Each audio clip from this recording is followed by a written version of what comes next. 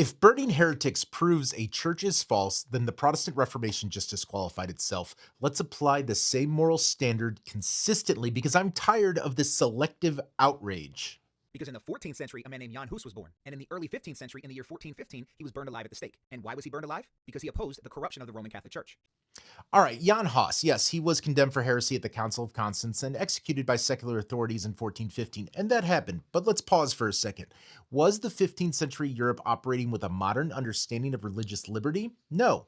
Church and state were intertwined everywhere. Religious unity was considered necessary for civil stability, and that's not uniquely Catholic. That was medieval Europe. You want to condemn that model? Fine, but let's apply it consistently.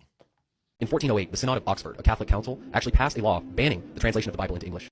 All right, so let's talk about the church killed reformers because they translated the Bible. But before we do, let's talk about what happened when reformers actually gained power. Because if the argument is executions prove your movement is false, then buckle up. Because John Calvin, in 1553, Michael Servetus denied the Trinity. He fled Catholic territory.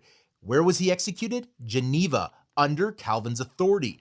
Calvin approved of Servetus being burned alive, and this is not a Catholic spin. Calvin wrote that heretics should be punished by the civil magistrate. He defended the execution afterward. So let's be clear, if burning a heretic proves Rome is the Antichrist, what does that say about Geneva and Calvin?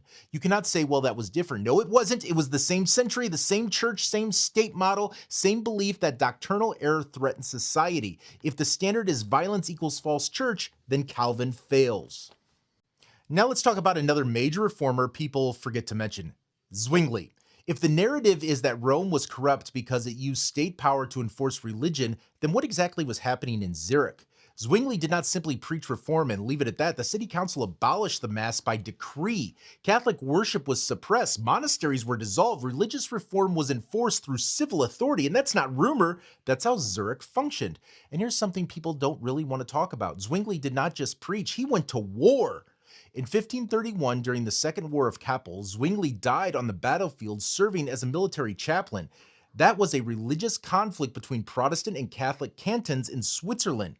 So let's pause. If the argument is that using civil force in religious matters proves your church is corrupt, then Zwingli's model collapses under that same standard. Because this was not Rome crushing peaceful reformers while Protestants turned the other cheek. This was a 16th century Europe where once a movement gained political control, it enforced its theology through law. Again, that does not justify medieval coercion. It exposes the double standard. You cannot say Rome's use of state power proves Catholicism is false while ignoring that Geneva, Zurich, Lutheran princes, and even the English crown did the exact same thing once they held power. Consistency matters here. What was Martin Luther supposed to do? Now let's talk about the big name, Martin Luther. During the German Peasants' War in 1525, Luther wrote a pamphlet titled Against the Murderous Thieving Hordes of the Peasants. He urged princes to crush them, quote, they should be smitten, strangled, and stabbed. Tens of thousands of peasants were killed. You want to talk about moral weight? That's moral weight. And yes, Luther's later writings on the Jews were horrific. In On the Jews and Their Lies, he called for burning synagogues and destroying Jewish homes. Now here's the point. If you're going to say corruption and violent rhetoric disqualify Rome, then consistency demands that you disqualify Luther too. Yet despite the Catholic Church's wicked law, in the 1500s there was a man by the name of William Tyndale. Tyndale made it his life's work to translate the Bible into English against Catholic law. Because of it, he suffered the ultimate price. He ended up being burned at the stake by the Catholic Church. As he was being burned alive, his last words were this: Lord, open the King of England's eyes. And less than 100 years later, King James authorized the translation of the King James Bible into English language that we hold and treasure today.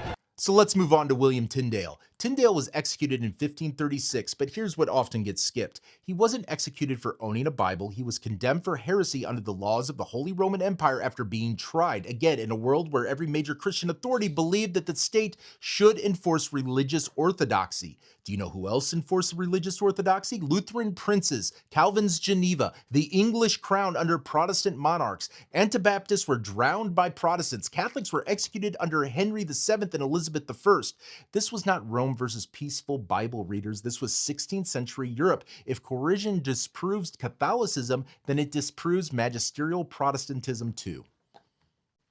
Now let's raise the level. Here's the deeper issue. Historical sin does not determine doctrinal truth. If it did, Christianity collapses entirely. Christians persecuted Christians, Orthodox emperors persecuted dissenters, Protestants persecuted Protestants. Truth is evaluated by what Christ established. Did Christ found a visible church? Did he give authority to the apostles? Did that authority continue? Did the early church understand itself as sacramental, hierarchical, and united under bishops? Those are doctrinal questions. You don't refute apostolic succession by pointing to a 16th century execution. You don't refute the Eucharist by citing medieval politics. You don't refute the papacy by citing Luther's pamphlets or Calvin's council records.